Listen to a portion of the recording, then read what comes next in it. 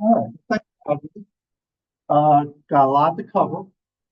Um, Two major battles, a whole lot of smaller actions, a lot of maneuvering, and I got to try to do it in under an hour. All right, so I'll do my best here. All right, but I'll be happy to take questions at the end because there's going to be a lot we're going to cover, and some things I'm going to glaze over, not go in a lot of detail because there's a lot to cover. All right, so first thing we need to understand is why they didn't advance. Why did they not advance? Try now. Oh, okay. Why did this all happen? The British plan, it's really about the British. The British plan for 1777 was supposed to be a continuation of what they had started in 1776. So the British had this concept that New England was the cause of all the problems. So if they could isolate New England and eliminate New England as a threat, the rest of the colonies would fall in the line. That was the idea. And they were going to do that by capturing the Lake Champlain-Hudson River corridor. And that's the whole reason they captured New York City in 1776, because that's the mouth of the Hudson River. And so what they were supposed to do in 1777, and what the original plan was supposed to be a continuation of what they had started in 76. So John Burgoyne, the guy at the top of the top picture here, was supposed to lead an army out of Canada, south along Lake Champlain, Lake George, and eventually get to Albany, New York. William Howe was supposed to go north out of New York City, up the Hudson River, and meet him in Albany. Meanwhile, a third column under a guy named Barry St. Leger was going to come out of Lake Erie and down the Mohawk River Valley, so coming from the west, and all three were supposed to meet in Albany. And if that had happened, they were going to split New England off. That's the idea. Now, does anybody know, is that what happens? No. All right, this is what was supposed to happen. This is going to be in a new book in the future. All right, so one of the new books I'm working on, this is not the one due in the spring, is an atlas book. Basically 120 maps of the campaign, full color. This is one of the maps from that project. This is what was supposed to happen. This is not what happened. All right, and really it has to come down to William Howe, the guy that we're going to deal with down here around Philadelphia. William Howe was the senior commander in North America. He's the commanding officer of both St. Leger and Burgoyne, even though they're operating out of Canada. And what happened is Burgoyne went home that winter and had a direct conversation with the king and the senior advisors in England discussing this plan. But this was not a new plan. And I really think it ticked Howe off. And when Howe got orders in the spring to do this, they should not have come as a shock. But I think it really miffed him a little bit that Burgoyne went over his head and talked to the king. Now, I can't prove it because his personal papers are burned by his wife after he dies. But I kind of think what he does is to get back at Burgoyne.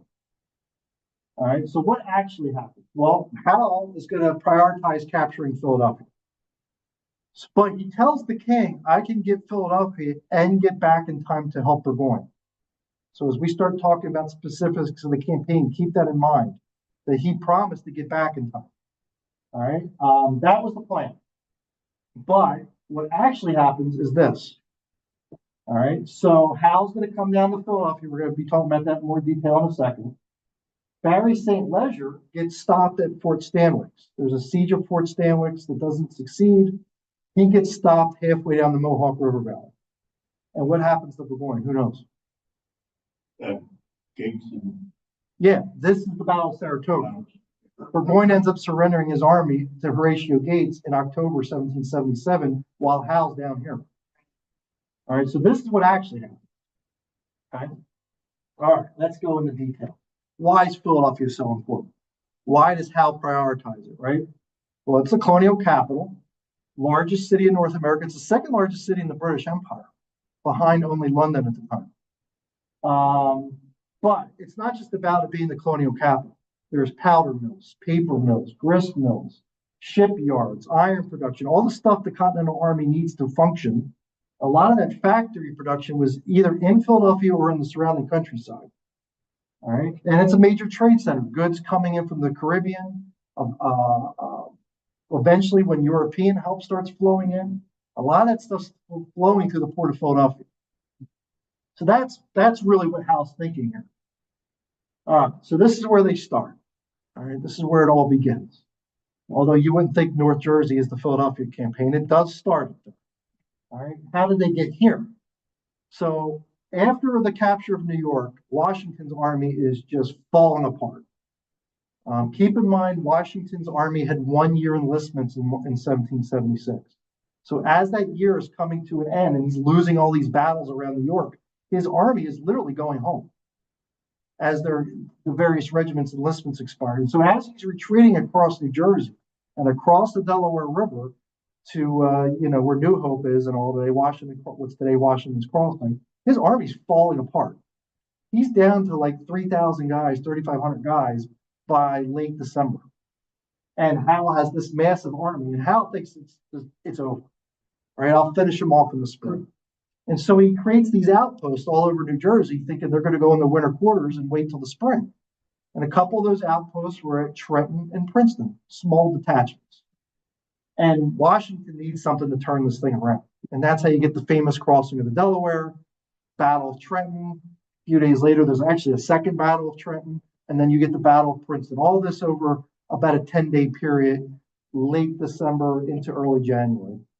All right. And that sends Howe's army, really. All these outposts have to retreat. And this is where they all end up. So you get big chunk of the British Army in Manhattan, Staten Island, Long Island. But then you got these little outposts along the Raritan River out to as far as where Brunswick is today, or where Rutgers University is, if you're familiar with North Jersey a little bit. Washington, though, really doesn't have much of an army. By the time he gets to those mountains where the blue circle is, he's got less than 2,000 guys left. So he hides in the mountains around Morristown and hoping that the British don't figure out that he doesn't really have that many people left, because he's got to build a new army. Now, Congress has authorized a new army for 3 years of the war, but they have to recruit and get them there. It takes time.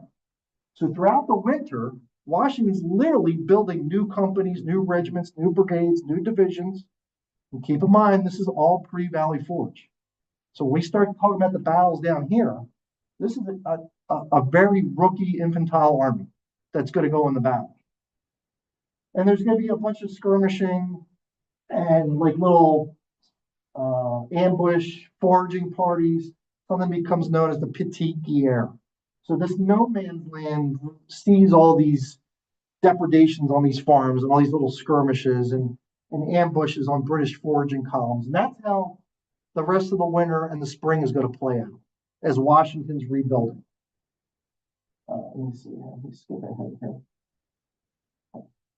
All right, now we get into June, and Howe's got to make some decisions. Let's see what I got here. All right, let me get back. It's been a while since I gave this talk. I'm just trying to refresh my memory what's on that slide. So, what is the shortest way to Philadelphia? If the spring's out, the roads are thawing, forage is growing on the farm, so you can maneuver an army with the horses can eat now. Say again? Oh, right. Okay, but how does 95 get to Philadelphia? Straight through New Jersey, right? Overland is the shortest way. But Washington's ensconced in these mountains around Morristown. These blue circles are a little bit past this. It's actually, I should have changed the slide. He's still down around Morristown. When Howe, he's initially going to march out to a place called Middlebrook, down here lower left, Bound Brook, Middlebrook. He marches out there because there's mountain passes there that he needs to get through to get to New Jersey. And he's hoping that by marching out there, he'll draw Washington into a battle where he could clear the mountain passes. Now, William Howe does not want to make a frontal assault up these mountains. Why not? Okay, what happens if you do that? If you're an army commander, what happens to your army? Need for replacement of troops. Right, you're going to lose a lot of people attacking up a hill. He doesn't want to do that because it's you. All your recruits have to come from where? Right, so you have to recruit, train them, and ship them across an ocean. It takes months. He can't afford heavy casualties in one of these battles. So it doesn't work. Washington does not oblige him with a battle. This would have been late May. So he starts pulling back. He goes, well, if Washington's not going to fight me on open ground, I'll use British naval superiority and I'll move my army by sea. So he starts to pull back to Staten Island. Well, when he does that, Washington thinks, okay, New Jersey's clear. He actually starts to descend the mountains. This is now late June, June 25th. And you see here the positions they start to take coming out of the mountain. One of his divisions under Lord Stirling, the guy in the picture there, is going to come down to an area known as Short Hill. This is actually near closer modern Ash Grove. There's a country club there now where this battle took place. So they start to come down. Well, Howe's scouts report this. And so he thinks he has an opportunity. And so on June 25th, he reverses course. And in 2 columns, he is going to hit Lord Stirling's division. All right. Lord Stirling gets his butt whooped because it's basically the entire British army against his one division. But it doesn't escalate into a full-scale battle for Washington because Washington doesn't allow it. He knows his army's not ready. So he pulls everybody back up into the mountains and guards those road passes a second time. All right. This is the largest battle that takes place in North Jersey in terms of the spring action. So after this, Howe once again is going to pull back and he's going to use that British naval superiority. Washington scouts report that they're loading these ships, and this is when he moves up into the Hudson River Valley, thinking they're going to use the ships to go up the Hudson River. All right. Major naval operation, 267 ships, largest armada until the 1862 Peninsula Campaign in the Civil War. Massive operation, 18,000 personnel. Now, that's not all combat troops, about 15,000 combat troops, plus support personnel. And they're going to start loading these ships at the end of June. Now, Howe does not leave right away. He actually leaves these poor guys in these ships for a couple weeks before they leave because he's actually waiting for word to make sure Burgoyne's okay up in Upper New York. And in mid-July, he gets report that Burgoyne has captured Fort Ticonderoga. Everybody know where Fort Ticonderoga is? Everybody not know? Be honest. Yeah, it's the bottom end of Lake Champlain. It's at the southern end of Lake Champlain. So if you go up the Hudson River, there's a little bit of land in Lake George and a little bit of land in Lake Champlain. Basically a north-south line to Canada. All right. So he gets the word that Burgoyne has captured Ticonderoga. He's like, he's fine. I can leave now. And they depart New York Harbor mid-July. All right, got that. Okay, so he starts moving south. Now, Washington doesn't know where he's going because there's no real continental navy that's going to track that fleet. So spotters along the coastline have to wait to catch a glimpse of the fleet before Washington knows what to do. Because they could be going north to Boston, Canada, Charleston, Savannah. They could be going anywhere. And in the 3rd week of July, they're spotted passing Little Egg Harbor, basically where Atlantic City is today. And that's when Washington starts to shift the army out of the Hudson Highlands and heading for the Delaware River. All right, now, July 30th, the British fleet enters Delaware Bay. And Howe has to make a decision because he told the king he would only land on the Delaware River if Washington was still in New Jersey. When he gets here, the guy in the picture, that is Andrew Hammond. He's the commander of the HMS Roebuck. The Roebuck was on blockade duty in the Delaware. They were already there, waiting for the fleet to arrive. And so when the fleet arrives, Roebuck reports to the flagship, the HMS Eagle, where William Howe is, and his brother Richard, who's the admiral of the fleet. And he meets the Howe brothers.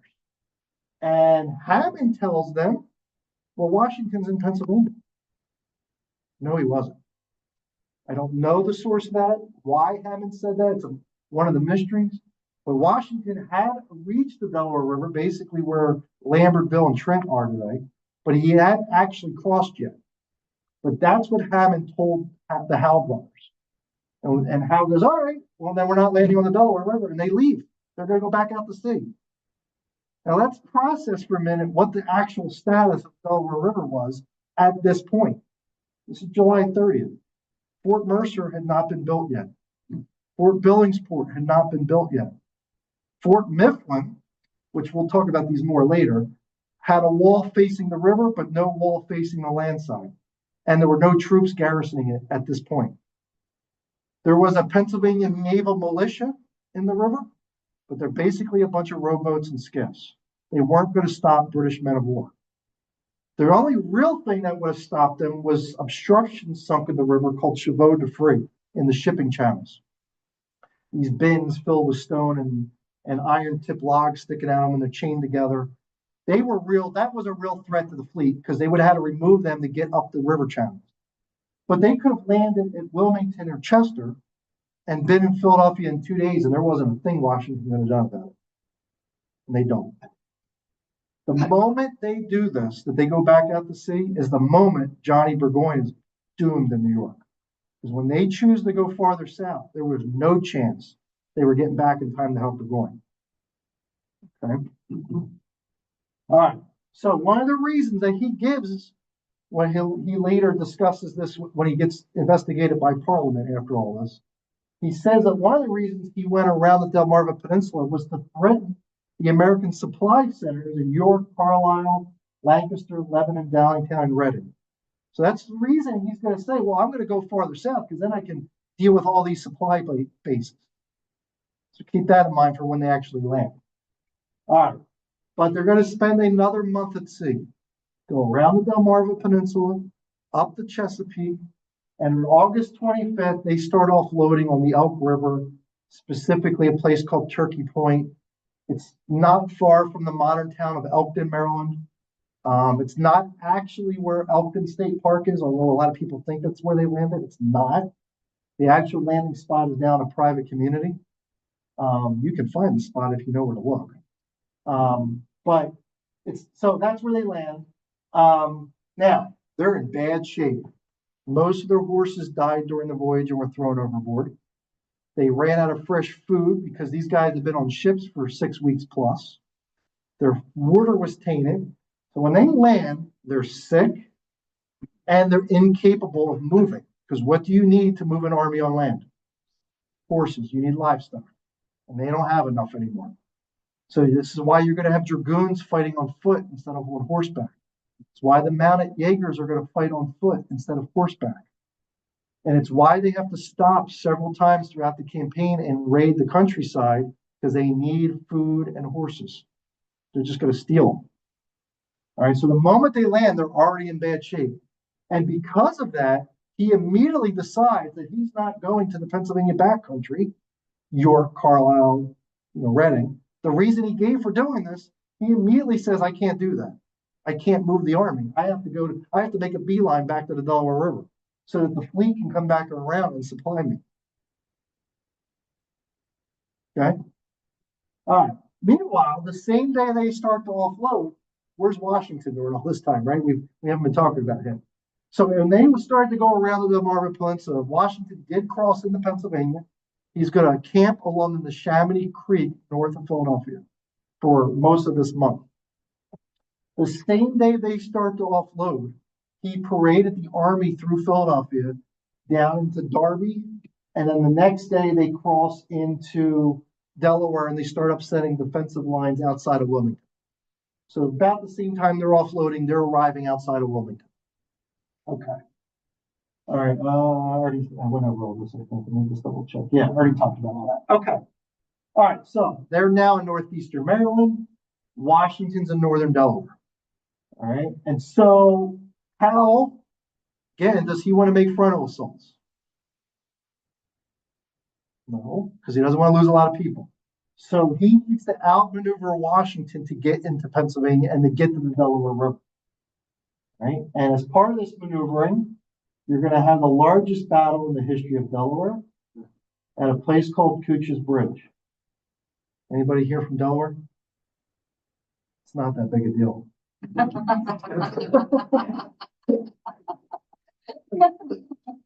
Delaware, I'm just making a joke. Delaware people make this is like a huge thing in Delaware because it's the largest battle that ever happened in Delaware. I'm sorry, you don't have Gettysburg. I'm sorry. I'm just teasing. None of us know where it is, though. It's outside of Newark, south of Newark. It's on There's actually a monument there. The state just recently actually acquired the property. That's a fairly recent development. I'm hoping at some point they'll actually create a parking lot there, because if you try to stop and look at that monument, you'll get run into the back of it. There's no pull off or anything right now. So I hope that they actually do something to make it visitor friendly, because right now it's not. But not that big a deal. So there was an American outpost there, covering the main road to Wilmington. The bridge, Cooch's Bridge, was the main road to Wilmington on the Christiana River. And so Howe needed to get that outpost out of the way. That's how you get this action in Cooch's Bridge. And then he's going to maneuver up. He's going to maneuver up near Washington's main lines, which are behind the Red Clay Creek. But again, doesn't want to make that frontal assault. So he's going to revert to his favorite tactic and outflank Washington. And he's going to outflank him to get up into Pennsylvania. So on the night of September 9th, British are moving up to Kennett Square. Half the army arrives at Kennett Square the night of the 9th. The next morning, the other half of the army comes in on the morning of the 10th. Roughly where the high school sits today is where they're camping, roughly. All right. Washington finds out about this, and he moves up the night of the 9th also, crosses, if you know where Smith's Bridge Road, Smith's Bridge 4, where the covered bridge is. Yeah. Smith's Bridge, that's where the Americans cross the Brandywine to get up there. Okay. And then they maneuver up to, where the park is. All right. All right. This sets up the Battle of Brandywine on September 11th. Now, the purpose of our talk today is not the Battle of Brandywine, so I'm not going to go into a ton of detail. But the basics of it are Washington's bulking his armies down here around Chad's Ford, thinking William Howe's going to come up the main road to get to Philadelphia. But again, Howe doesn't want to make a frontal assault. So he's going to do this long flank march with half his army, 17-mile flank march. By the way, this is the 6th time he did this to Washington. It wasn't a new concept. All right, but that's what he's going to do. This is the basics of the Battle of Brandywine. He outflanks them, and the heaviest fighting, of course, is up at Birmingham Hill, not down here where the park is. Hate to break it to everybody, not a lot happened in the park. Very little of the fighting actually happened where the park is. But if you know where Birmingham Hill is, Birmingham Meeting House, Sandy Hollow Park, that's where the heaviest fighting was, east of here. Okay, so that's the Battle of Brandywine. Americans lose. All right, this is the aftermath. So if you're not familiar, Sandy Hollow is bottom right. Birmingham Meeting House is kind of right in the middle. This is where the heavy fighting was after that flank march. Street Road is kind of running on a diagonal through the middle of the map, 926. You guys know some of the road. You should know. Some of you should know the road right now. Jones's Ford is where 926 crosses the Brandywine. It's where the Ace Hardware is for Copson Elementary School. Okay. Give you some landmarks there. Okay. All right. So this is how the Battle of Brandywine basically comes to an end. So that night, Washington's got to get out of here. He is going to retreat to Chester that night, kind of regroup that overnight hours. But now that he's lost Brandywine was a major geographic barrier for Philadelphia. There were no bridges across it in the 18th century. It was all fords. But the Brandywine was a major obstacle. It's hard to imagine it today if you go down to the Brandywine, because you can walk across it just about everywhere today. But back then, the fords were chest deep. So the spots you could walk across were chest deep. So think about, the rest of the river's over your head. So moving supplies and artillery, not easy. So that's why he tried to defend the Brandywine, because it would have kept them out of Philadelphia. So with the Brandywine lost, what's the next geographic barrier? The Schuylkill River. So Washington needs to get into a position to defend the Schuylkill River now. Because keep in mind, in the 18th century, Philadelphia is not on both sides of the Schuylkill River. Philadelphia is only Schuylkill River to Delaware, South Street to Pine Street. That was Philadelphia in the 18th century. All right, so the Pine Street Expressway, no, the Vine Street Expressway to South Street, and then Schuylkill to Delaware. That was the city. So it wasn't on both sides of the Schuylkill. If you keep them on the other side of the Schuylkill, just like the Brandywine, you keep them out of Philadelphia. That was the idea. So, but he needs to get in a position to defend it. So while the British stay here for 5 days, stealing supplies, burying the dead, dealing with the wounded, Washington's on the move. So the morning after the battle, they crossed the Schuylkill, where 30th Street Station is today. There was a floating bridge there, like a pontoon bridge. And they march out to where Germantown is. It was a village back then. Regroups, resupplies, but he needs to get into a blocking position. So on the 14th, he recrosses the Schuylkill at Levering's Ford. That's where Manioc is today. All right, so they recross at Manioc. And then they're marching out the Lancaster Road, which is basically US 30 today, to get into the Great Valley. All right, so if you know, like Penn State, Great Valley, Malvern, Paoli, Fraser, that area, they're moving into that area because there was a major road intersection in the Great Valley where the White Horse Tavern stood. It's still there. It's a private home now. That was a 5-point intersection. All right. And that 5-point intersection had all the roads that led to the fords on the Schuylkill River. So Washington wants to defend that road intersection. And the Great Valley is formed by two ridge lines, the North Valley Hills and the South Valley. And the road intersection in the valley. So Washington wants to get up onto the South Valley Hills to block access to that road intersection. Am I losing everybody? It's a little geography for you. Everybody with me? Okay.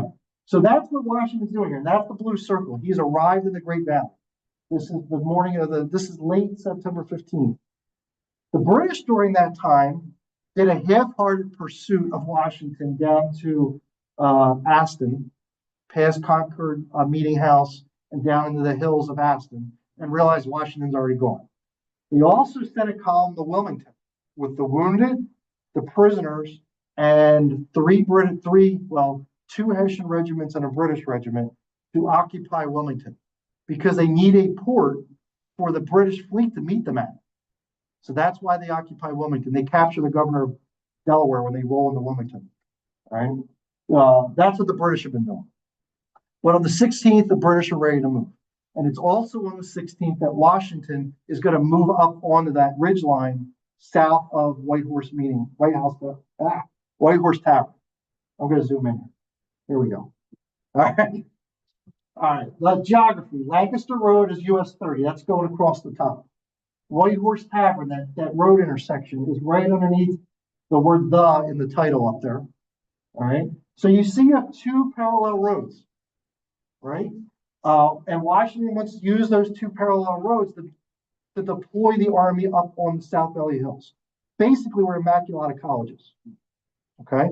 There's actually a monument to the battle at Immaculata College on the grounds. Okay. So you can see they're using, what he doesn't know is that's the same roads the British are using coming from here.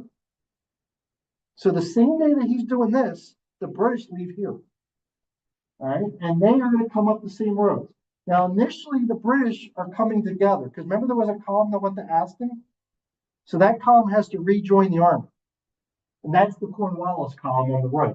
So they're coming up, what is that, 352 or 252? 352. So Cornwallis comes up 352 from Aston.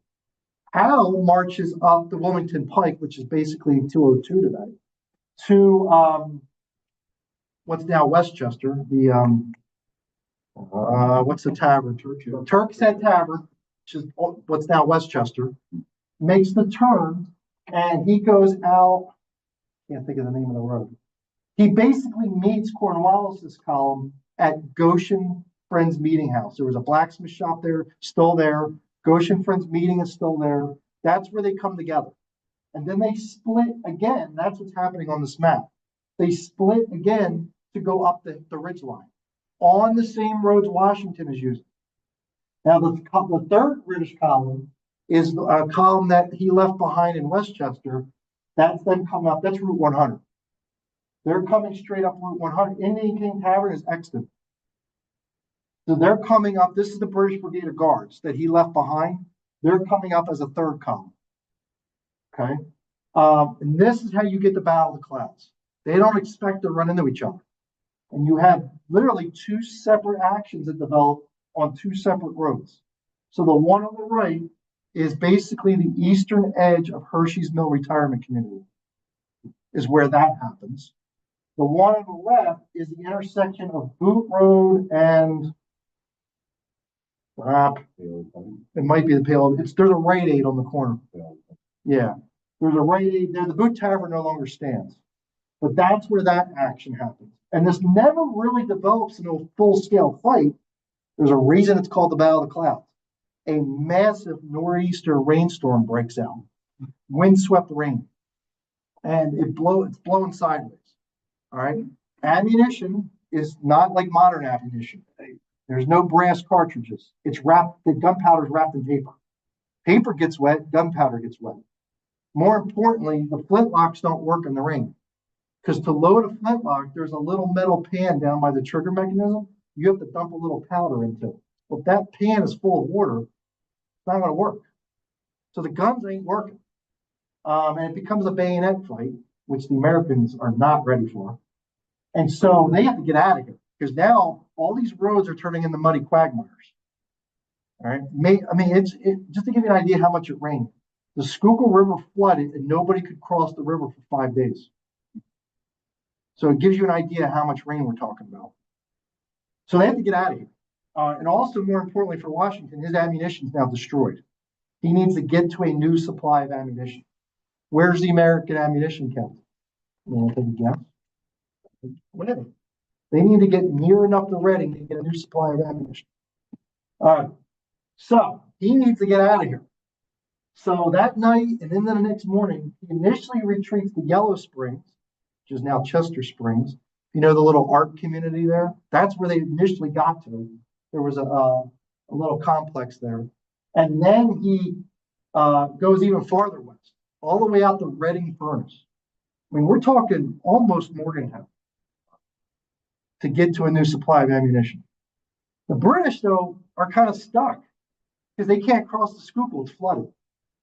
So they move temporarily up into Different Township. Specifically, again, if you know the area, you're going up 202 towards King of Prussia. When you get almost the King of Prussia, well, a little bit south of King of Prussia, there's a shopping complex on the right. Barnes and Noble, I think there's a grocery store. That ridge line on the right is where they camped. Okay. Washington, though, when he moves west, left one division behind. Anthony Wayne's Pennsylvania Division. They're going to stay behind. They're supposed to keep an eye on the British. Okay. All right. On the 18th, the British find out there's a bunch of American supplies at Valley Forge. This is way before the winter encampment. All right. And if you know where the Washington's headquarters building is in Valley Forge, there's a parking area. There's a modern bathroom there for visitors. But it was an industrial complex. Valley Forge is called Valley Forge because there was an iron forge there called the Valley Forge.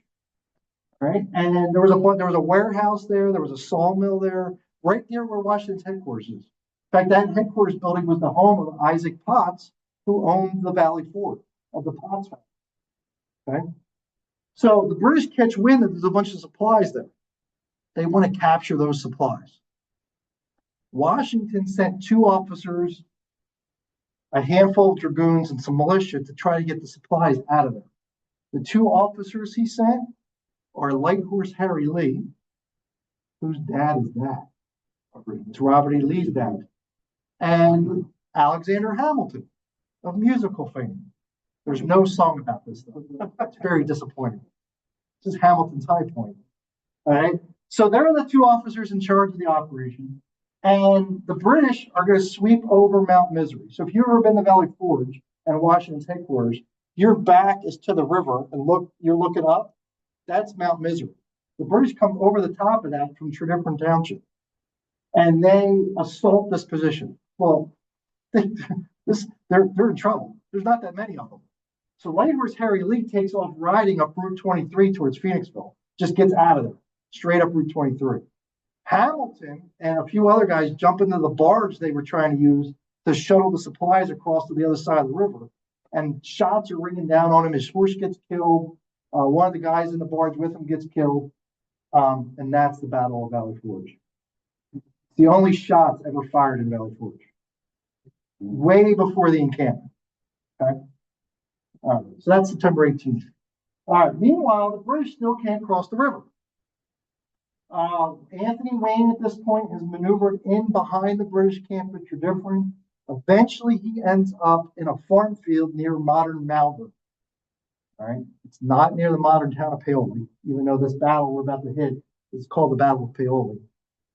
Really not near there. It's near Malvern. Washington recrosses the Schuylkill at Parker's Ford, where Limerick-Linfield Road crosses today.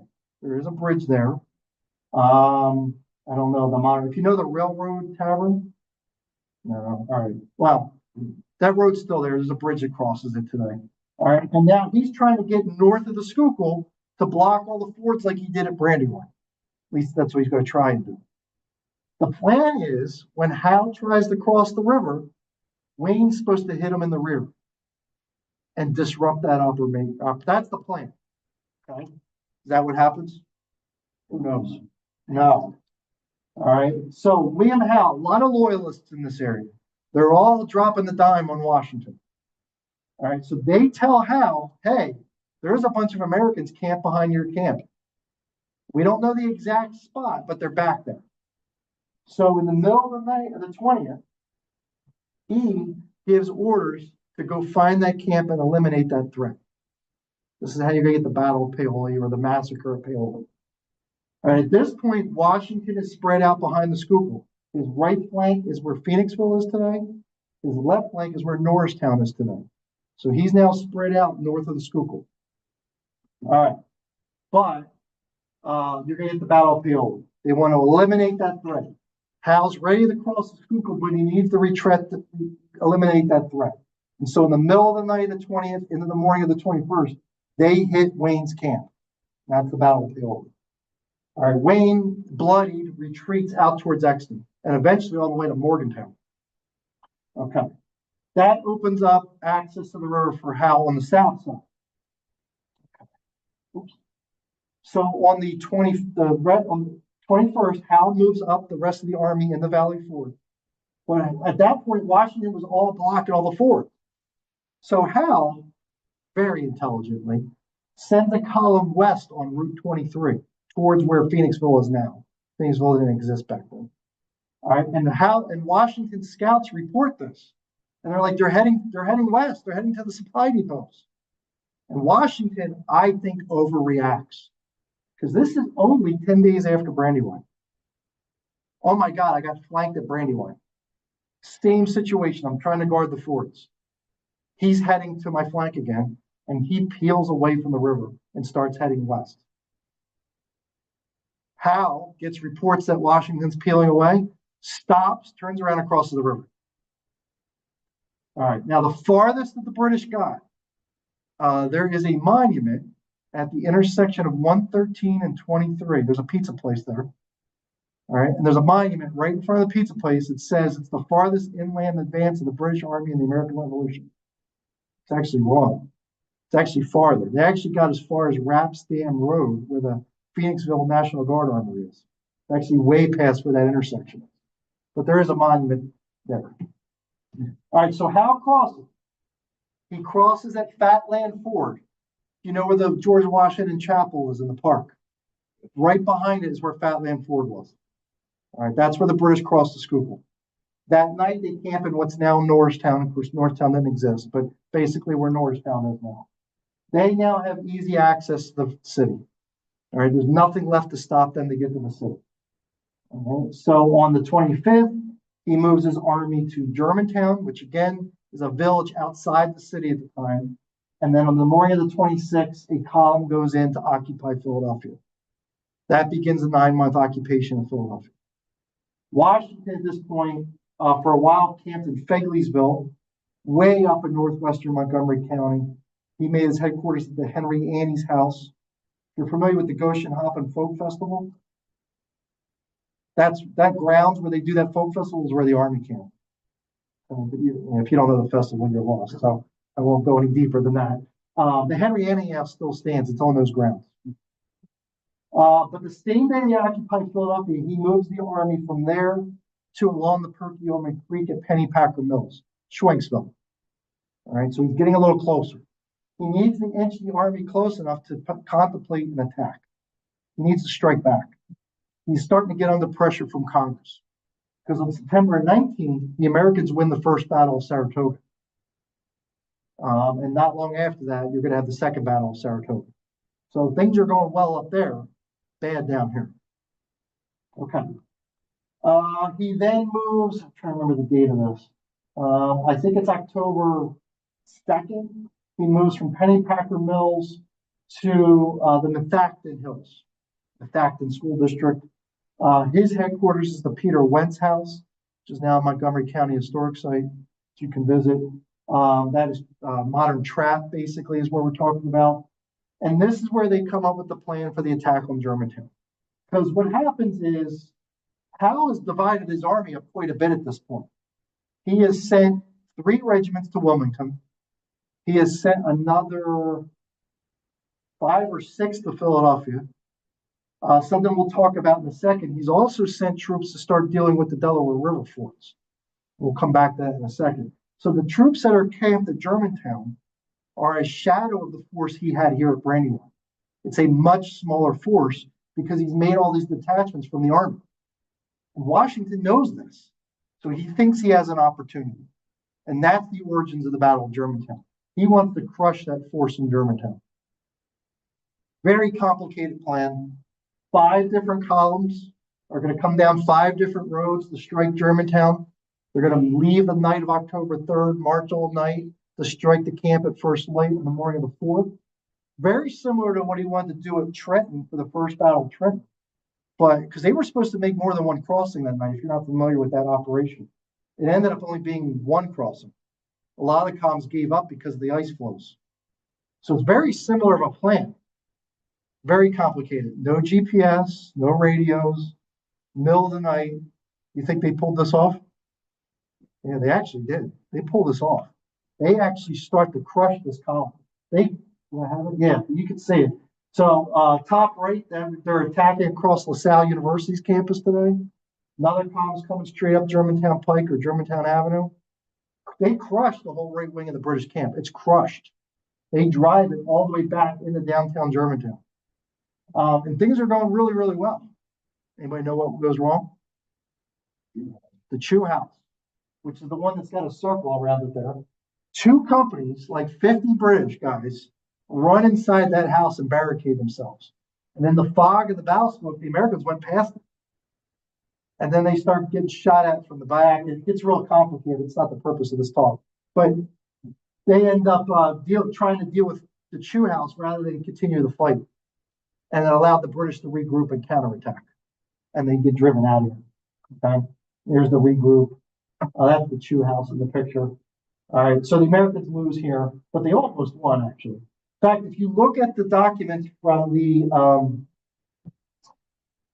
French alliance, when there's the discussions in France about whether or not to support the American cause, everybody contributes that to Saratoga, which is a very fair statement.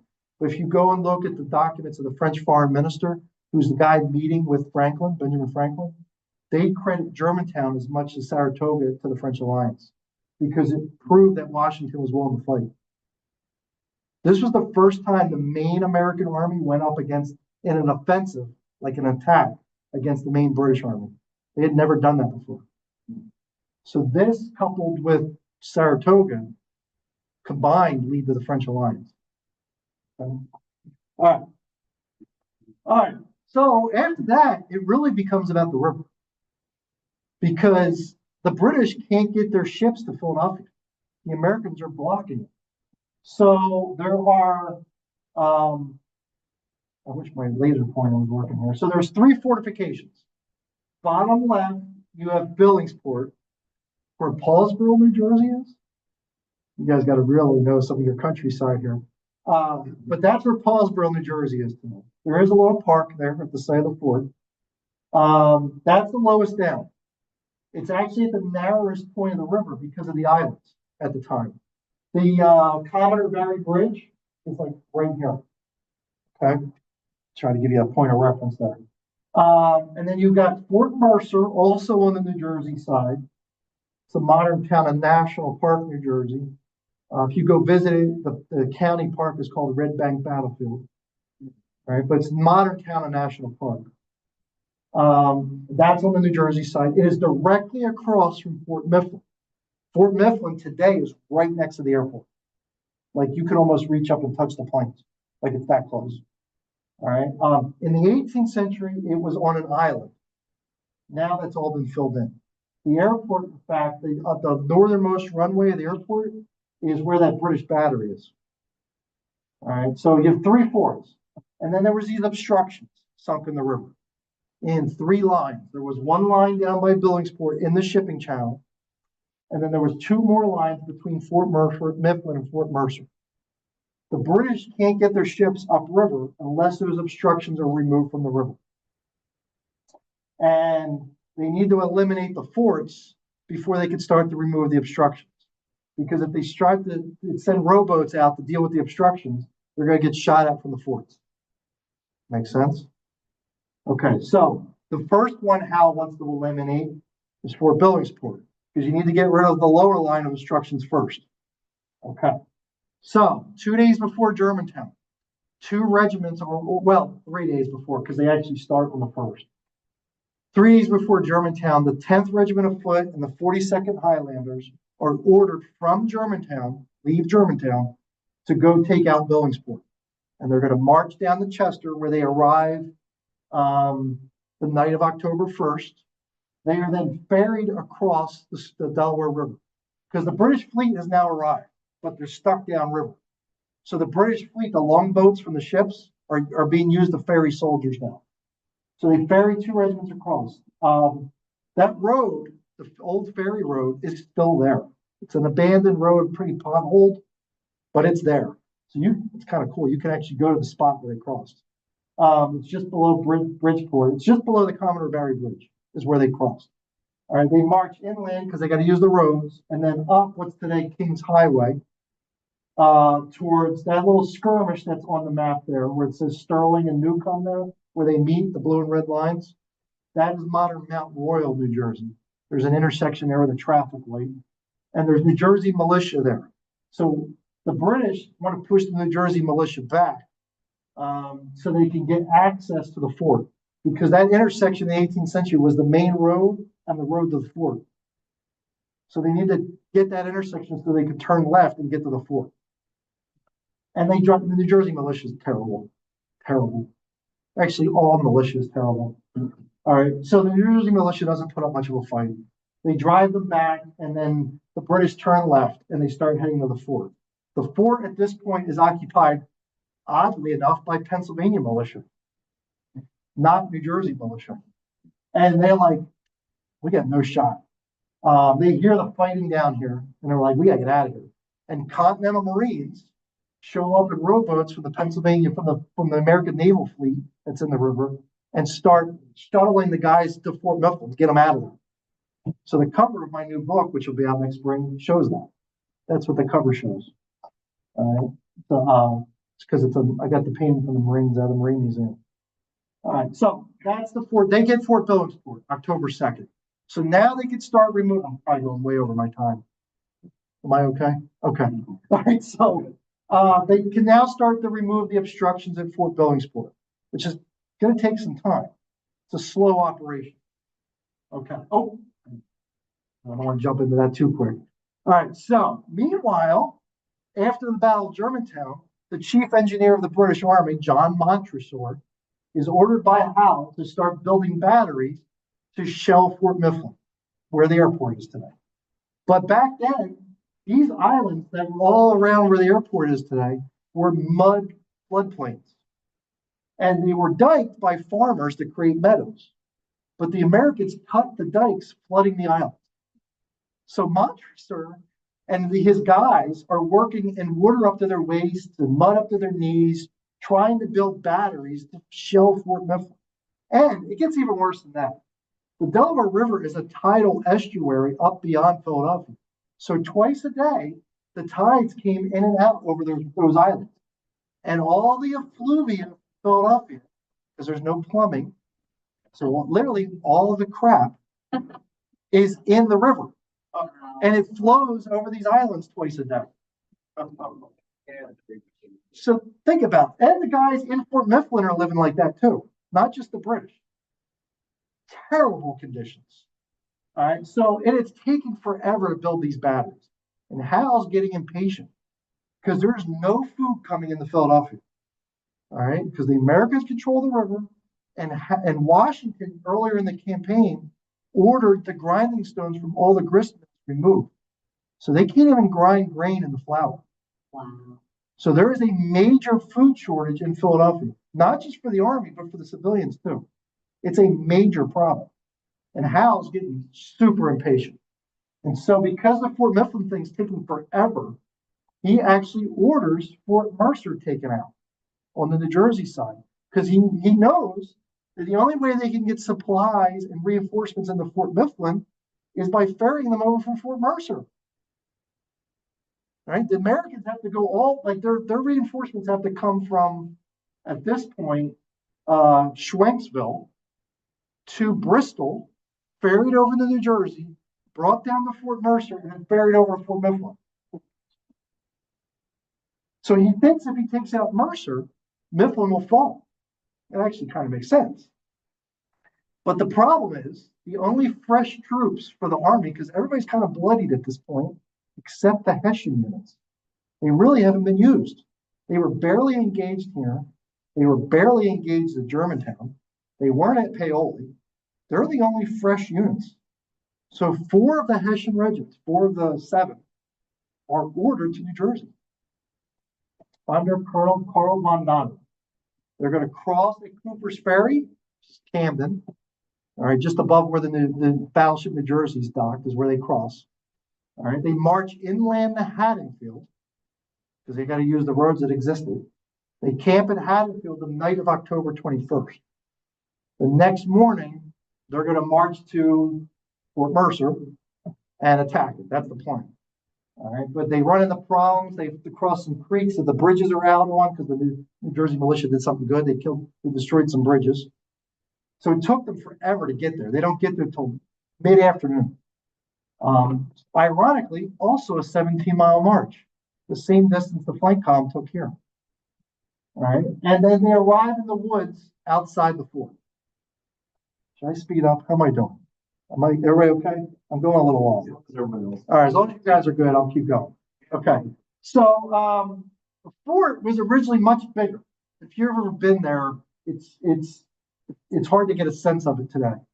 But originally, it was 3 times the size of what's there now. You can see there's an abandoned 2/3 there on the map.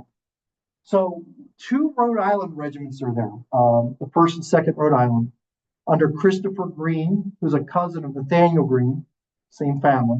He's in charge here. And then a French engineer showed up about 2 weeks before this. It was like, this fort's way too big. You Americans make forts that are way bigger than the troops you have for them. And so he orders the top 2/3 abandoned, and they build a new wall across the bottom third, which ended up being brilliant because the Hessians did not bring scaling ladders. They didn't even bring wagons for their wounded. They just thought this was going to be a pushover. Because really, every time anybody attacked the Americans, they gave up. So they didn't really think this was going to be a problem. And 3 of the 4 regiments are lined up for an assault, and they attack in the late afternoon. The von Minnegrode battalion, led by Colonel Carl von Donner, hits those abandoned works. And they were like, they got into it, and they're like, yeah, we won. They actually cheered, they said Victoria in German, because they thought they had victory. And then they realized that the Pennsylvania Navy started shooting chain shot and bar shot into their right flank. And then they realized that there was a new wall south of them. And now they have to assault south. And initially they had fascines. You know what fascines are? Take a bunch of sticks and you tie them in giant bundles. So when they got to the abandoned section, they threw the fascines in the ditch to walk across. Well, now they don't have the fascines. They just use them. So when they have to assault the new wall, they don't have fascines. And they get mowed down. The other 2 regiments also get mowed down. I think it's like 30% casualties in this Hessian assault column. And the Americans lost like 20 guys. I don't remember the exact numbers, but it's really lopsided. They lose. It's the only American victory of the entire campaign. Major defeat for these Hessians. And when they have to retreat with all their wounded, they don't have the wagons. And they have to abandon them. All right, so this is Fort Mercer. They don't win. So we still control the river, or the Americans still control the river. All right, so then it becomes about Fort Mifflin. Right? And they have to finish building all those batteries where the airport is. By the way, these maps are from my new book. See, Well, because they're going to be in the new book. And you can see how it all starts to change, right? They now remove the lower obstructions by Billingsport, and they brought the fleet up to, this is, if you got to know the area. If you know where Riverwinds is in West Effort, somewhere, hey, this is Riverwinds is like right here. All right, so the British fleet, you can see Fort Mercer there off to the right, on the right side of the map, so you guys idea where we are. You know? And finally, they finished building all these batteries, and this 5-day massive artillery bombardment of Fort Mifflin begins on November 10th. And it's the largest concentration of artillery firepower until Pickett's charge. It's massive. They can hear it as far away as Lancaster. It shattered windows in Philadelphia. It was a massive. You have all the land batteries shooting. You can see the dash lines, and the British fleet shooting. And by the last day, the 15th, they snuck 2 ships up the back channel right next to Fort Mifflin, and they shell the heck out of it. Now, Fort Mifflin, if you've ever been there, did not look like it does now. In the 18th century, they had a stone wall that was like an L, a backwards L that faced the river. So you had a eastern and a southern wall that faced the river. The north and west wall was wooden palisades. So the land battery shattered the wooden palisades to the point that the American defenders actually hid on the east side of the stone wall. All right, and by the 15th, it's just rubble. Like there's nothing left of it. There ain't a single gun still on its carriage. The defenders are down to a bloody mess with the survivors. And on the night of the 15th, the garrison commander was like, we can't do this anymore. But they don't want to surrender. So the night of the 15th, they left the flag flying as an act of defiance and got in rowboats and went to Fort Mercer. So they never technically surrender the fort. They abandon it, but they don't surrender. It's kind of an act of pride. And then the next day, the British go in there and occupy it. Once the Mifflin collapses, Mercer doesn't really have much of a chance. And they're going to be able to start removing the obstructions, which is going to take a few days, but they're going to start removing them. Now, one last thing I got here, because they didn't know how the Fort Mifflin thing was going to turn out. They sent a new column to New Jersey under Lord Cornwallis, who joined reinforcements that have come from New York City that are offloaded from the fleet, the reinforcements, plus Cornwallis's column, and they start to march overland from the south. All right, they want to take out Mercer, but they give up Mercer before they get there. And they actually retreat the bulk of the army up towards Morristown, New Jersey. But then they get news that the British were trying to recross from Gloucester City over back to Philadelphia. And so Nathaniel Greene's in charge of this operation. And Lafayette, who has returned from his wound here, he had just returned to the army, is just begging for something to do. And he gets permission to take some New Jersey militia and some of Daniel Morgan's riflemen, who have now joined the army from Saratoga. Because after the Saratoga victory, Gates's army joins Washington. So all those troops that fought at Saratoga are now arriving here. All right, I'll back to that in a minute. So Lafayette leads the scouting thing. He goes and scouts Gloucester, and he thinks there's an opportunity to hit the British while they're trying to ferry across the river. And he goes back and he gets some more troops, and they attack up, I think it's Market Street today in Gloucester. Is that the one that goes past the high school? Is that Market? Well, I think it's Market. Market in Gloucester City, New Jersey. They attack straight up that road, and they hit a bunch of Hessian Jaegers, and it's a little minor American win. Not a big deal, but it's a minor little American win. Lafayette makes a name for himself. Between his wound here and this is how he gets his division command. So when we go into the White Marsh operation, which I'm about to hit on, he's now a division commander. Okay. All right, that gets us to White Marsh. Almost done. We're in the home stretch.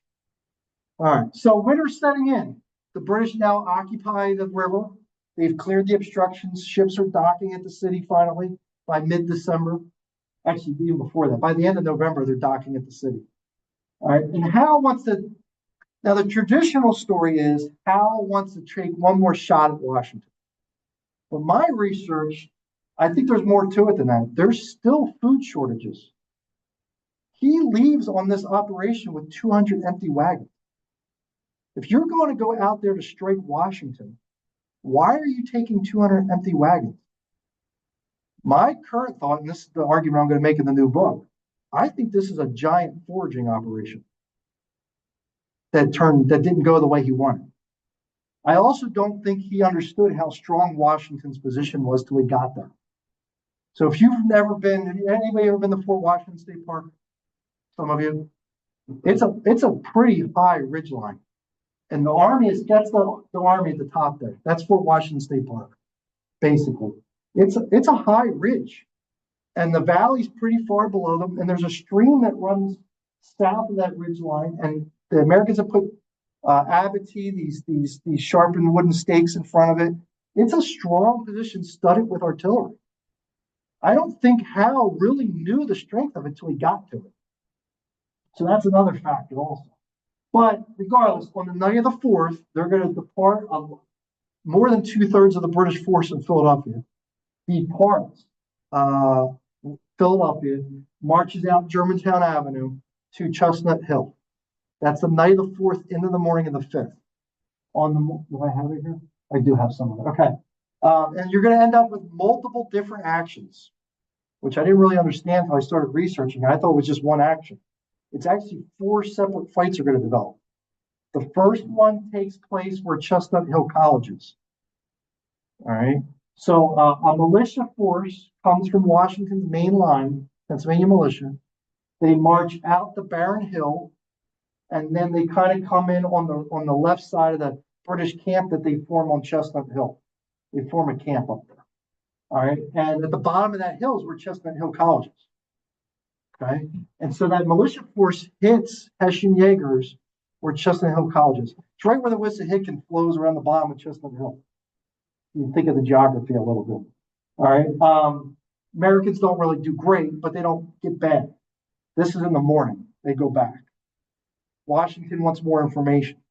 He sends a second probe of Pennsylvania militia under William Irvine to probe again.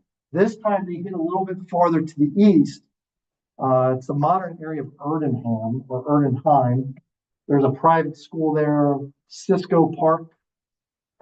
I do White Marsh tours. All right. So it's a second militia. This force gets their butts whooped. British Grenadiers hit them hard. Or William Irvine, the brigade commander, gets 3 fingers shot off, knocked off his horse. He gets captured. Brigadier General. All right, that's the second fight at technically Chestnut Hill. That's all on the 5th. Well, what Howe learns is his scouts can finally see that American position. We're like, well, we can't do nothing with that. And this area's all been picked over already. The Battle of Germantown flowed through the same area. So supplies are not ripe in this area. So he needs to move into another area or try to outflank Washington. So he's going to try to move to the right. So on the 6th, on the night of the 6th, he marches back in the. Do I have another one? I don't have enough. Do I? No, we don't. Okay. He marches back into Germantown, and then he makes a left on what was then called the Abington Road, now Washington Lane. Then head out towards towards Abington High School. They're heading that way, and move on their way out there. They're heading towards Edge Hill. You see Edge Hill there, top middle. That's what they're heading towards. Abington High School is just below where it says Hill for Edge Hill. All right, that's where they're heading. And they leave a small detachment under Charles Gray near the Ottinger House, which is marked on the map. And the rest of the column keeps moving east. And again, you're going to end up with 2 separate fights on December 7th. The first one is Gray versus Pennsylvania militia near the Ottinger House. And Pennsylvania militia gets their butts whooped. The second one is on Edge Hill proper, with Maryland militia under Mordecai Gist and Daniel Morgan's riflemen versus Howe. And they fight pretty well, but they're way outnumbered because the main American line never leaves.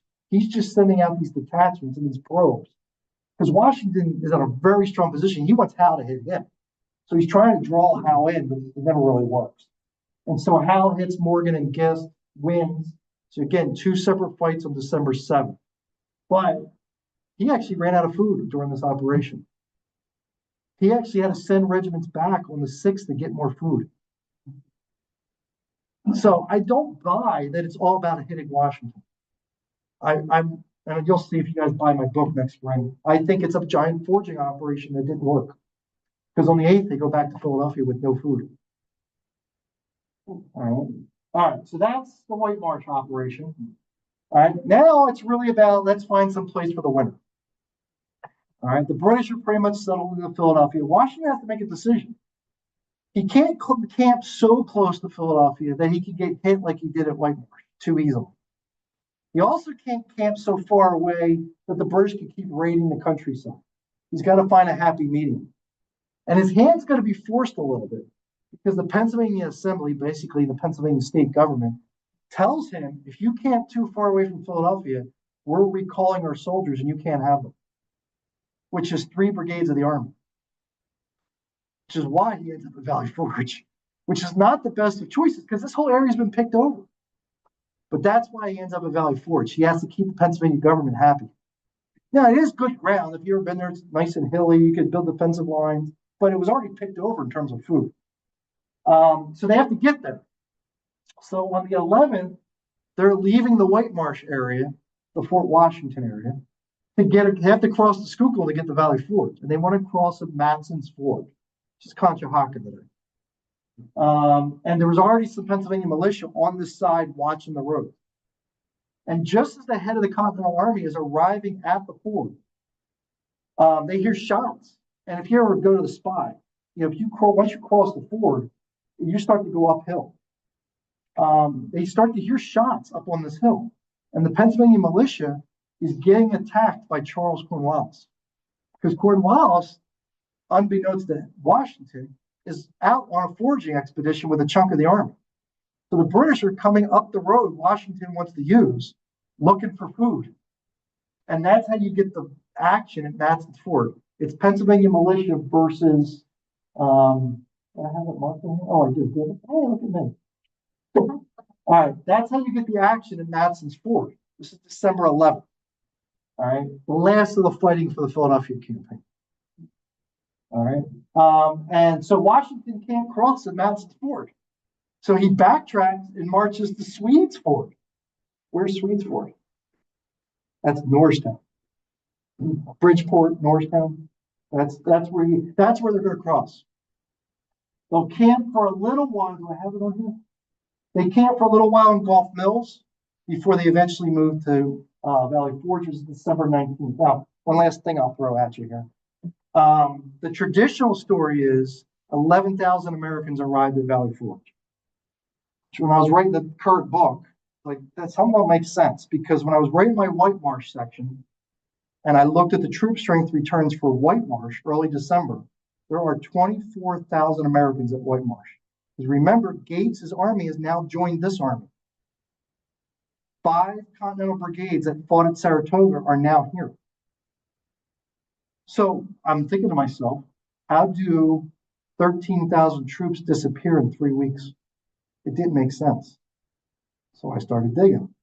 Because if you go on Valley Forge's website, it says 11,000 guys arrived, right? The march in. So I started digging. And Valley Forge is wrong. Me and another historian, Gary, we wrote an article about it, had a public, Gary Eckelbarger. We had an article published. We can prove at least 20,000 arrived. And it probably was more, but we could prove 20. Which makes all the myths about Valley Forge even worse. So the percentages of death isn't as high as we think because there's more there than we've been traditionally told. It is, we figured it out. It's the 3rd largest concentration of humans in the world at that time, behind London. No, 4th. behind London, Paris, Philadelphia, and then it's Valley Forge. Yeah, because there's 20,000 people there. That's military, not counting camp followers and support personnel and all the other people that follow an army around. All right, so that was a huge myth we busted a couple years ago. So that's where they're going to spend the winter, and then the British are going to spend the winter in Philadelphia. All right, I get my plug out right there. All right, these are my books. The first two they're selling in the shop if you're interested, the top two. And then the other two I have here if anybody's interested in those. But there's the cover of the new book. Oh, no, I didn't. Yeah, that'll be out in the spring. I don't have a date yet. And then for anybody that's interested, in April, I'm doing a Clouds, Paoli, and Valley Forge tour. You just have to sign up. Yeah. So, questions? I know I went way long, but give me your questions. It's a lot to cover. Yeah, go ahead. Well, like Howard Cornwallis, when they were when all the grading things, when they ran out of food, like when they raided the country trying to get more food. Yeah. Would that turn people like locals against them? Like people who kind of on the fence, like sympathetic or Yeah. sympathetic join the rebel? Yes, 100%. Both in New Jersey and here. Yeah, 100%. Yeah. Anybody else? Yeah, go ahead. I'm unfamiliar with whitewash. Why no flanking? I think he ran out of food. Because when he moves over to the east, where you have the fighting on Edge Hill, he is moving that way to look for Washington's flank and didn't find it. If he had gone just a little bit farther, he would have. But I think by the end of the 7th, he has a major food problem. Because if he had spent 2 more days out there, he could have moved farther northeast to look for the flank. He couldn't. And he doesn't. So again, I've had discussions with other historians. Why? Because that's how it's thinking. If he really wants to defeat Washington one more time, he had the troops, he had the maneuverability, the roads existed. Why? I think he ran out of food and had to go back to Philadelphia. That's my hypothesis. Yeah, because the option was there. He just didn't do it. Yeah. You know the reason why General Anthony Wayne got his moniker of Mad Anthony Wayne? I don't. I've heard a bunch of different theories. He's a little, what's the word? I think it actually comes from later in his life when he is fighting Native Americans more than he is here. Because he stays in the army after the war. In fact, he dies dealing with Indians in the 1790s. Yeah, too great. Huh? Well, it depends on your theory. Because when he dies, his body is boiled so they can get the bones and bring the bones home. So there's the theory that some of his, his flesh is up. I can't think of where it is. Like northwestern PA somewhere. No, well, I can't think of where it was. It's like on the PA New York border somewhere. Yeah, Ohio. Yeah, I can't remember exactly, but he's dealing with Native Americans. So they boiled the body to get the bones. And so his flesh and stuff is buried there. And then the bones are down here. Yeah. You know how John Wayne got his last name? John, is it from him? Really? Yes. And when he was starting to become a movie star in 1931, Yeah. he was going to make this big movie called The Big Trail. Okay. But his real name was Marion Morris. Yeah, I know I know it's a stage name. Yeah. It's So one of the producers thought, well, I got a Native American name. So he was a big fan of Anthony Wayne. Oh, I didn't know Like, that. so, but they didn't think Anthony sounded too ethnic. It didn't sound too American. Okay. So they changed it to John. I didn't know that. That's how I got it. I didn't know that. That's interesting. I didn't know that. All right, any other questions? Yeah, go ahead. How Jefferson on all his maps, is there a atlas or something that shows what the roads were during the revolution every time, the whole area? Well, there's not a single one. Yeah, I tried to find it. It's so we use a mixture of stuff. Some are done by these guys at the time. There are Chester, Fox, Burks in the early 1800s started to produce county atlases by township, and the roads hadn't changed that much. So sometimes we use those to figure out the roads. Some are, like, the other thing is, when roads were being, if they weren't a farm, when roads were being developed, they had to be approved by the county. And so there are road petitions, they're called, in county archives, state archives, describing the roads and where they're gonna go and whose farms they're gonna pass. And you can figure out who owns the land. That's possible to figure out. So if you know what land it's passing, you know where the road went. So there's no easy way to do it. It's a lot of digging. But there's a, I think it's UPenn. I can't remember if it's UPenn or Temple. They have a website where they've been mapping the colonial roads, and the property owners for the different counties. And so I use that a lot to figure out, because I'll hear like some officer will mention in his letter or a diary, the farm that they passed across during the attack, and you want to know where that farm was. So usually I can figure it out on that website. Yeah. Michael, can you go back to your book? I want to take a. Oh, the new one? Yeah. Yeah. Still working? Oh, no, it's good. Can you go back? Yeah, that's it. Yeah. Thank you. I don't have a date yet, but sometime in the spring. And this will cover where my Germantown book ends, like right after Germantown. This picks up where that ends. And this ends with them getting the Valley Forge. So all that river stuff I was just talking about in White Marsh, that's all in this book, or will be in this book. And some of the maps were for this book, because the maps are done. Yeah.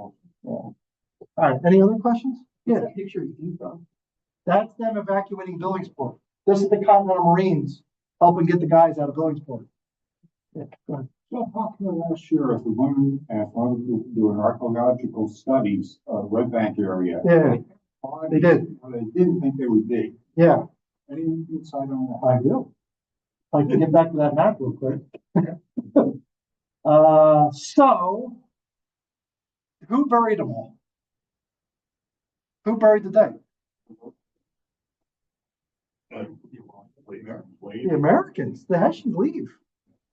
All right, so this whole part of the fort was abandoned. So what did the Americans do? They rolled all the bodies into the abandoned ditch and filled it in. So those bodies that were found, and there's more that we know are, well, not me, I wasn't there, but that archaeologists know are there, that because they only had so much money to go so far with the archaeology. And I think they found parts of 14, if my memory serves, but they know there's more. So where they found them all is up here in the upper ditch, where the ditch was. And that's where they're pulling them out of. How many parts of them? No, all the bodies are up in the abandoned. The recent discovery. Okay. Now, the traditional story is that a lot of them were buried along because the house gets turned into a hospital. So a lot of them were buried along the riverbank near the house. We knew about those. Okay. And they're not there anymore either because how many of you have been to Fort Mercer? A couple of you. So the riverbank has been eroded. The fort that's there now would have been twice as wide. So the river has significantly eroded the riverbank there where these bodies were buried. They've all been washed out in the river, including Von Donop. That's where Von Donop was buried because he survives his wounds initially and dies 2 or 3 days later, and then was buried with his guys. And he was with those guys that were washed out in the river. Yeah, that's where the HMS Augusta was. Augusta. Oh, the record. All right, since I'm officially done, I'll tell you a little tidbit about Augusta because I think the Augusta story is cool. So when that exploded, that also shattered windows in Philadelphia. And what's your traditional story? What have we all been told of how that blew up? What made that catch on fire? The gunpowder in the ball. Okay. Is that what anybody else have a theory? Because there's a million that the Americans sent a fire ship to blow it up. That hot shot from Fort Mifflin embedded in the timbers and set it on fire. I found the Admiralty records for the court martial. So when a British captain loses his ship, he's court-martialed. Even if he didn't do anything wrong, they want to investigate it. So I found the Admiralty records. They're in London. And the wadding from her own gun set the rigging on fire. Oh, kid. Wow. That's what set the ship on fire. And then it traveled to the magazine and blew up. So the wreckage stayed there until the 1870s. Now the Americans got some of the cannons off of it and stuff, but the hull was there. Then they came up with this idea for the centennial in 1876, the Philadelphia Exposition that was for the centennial. They were going to dredge the ship up and put it on display. So this guy raised a bunch of money, thinking he was going to make money off of it, and they dug it up out of the mud of the river and towed it to Gloucester. They towed it to the docks at Gloucester in New Jersey, and it was there until the 1930s. It was never put on display. The woodwork, though, was removed from it, and the paneling from like the officers' quarters and all is now the woodwork of the DAR headquarters in Washington, D.C. That's great. I mean, that's awesome. Hold on a footnote. And then the ribs were sold after the 30s for salvage, But yeah, that's a little side history on the Augusta. I haven't been to Fort Mifflin in years, but if I remember right, it was an active fort till the 1950s. Oh, it was an active fort. Yeah, 50s. I had to stop and think. Here's a piece of iron. I'm getting off topic again. So I was at Mifflin about 3 weeks ago. I was given a tour to a military group, and Mifflin was one of our stops. And so after I gave my spiel, I was giving them time to look around the fort because, the guys will never be there again. And so I was just killing time. And there was a guy walking around with a Korean War vet hat, an older guy, like significantly older guy. And I don't work at Fort Mifflin, but he saw me talking to this group and he thought I did. So he comes up to me and he goes, "Do you know about the history of the fort?" I said, "Well, I know some." And he goes, "I was stationed here as a Marine in the 50s and I don't recognize it." But he probably didn't remember, and I tried to explain to him, is the barracks that are there were not lived in at that point. He was probably living in a barracks at the Navy Yard and was just doing his guard duty at the fort, because it was Fort Mifflin's used for storing torpedoes for the Navy Yard during World War II and into the 50s for like subs and cruisers and torpedo storage. And so he was probably a guard for the ammunition storage, but didn't actually live in the fort and thought he did, is my guess, because he was, an older guy. His memory was a little. It was 90s. Yeah, my guess is he was living in a barracks at the Navy Yard proper and going down there every day on guard duty.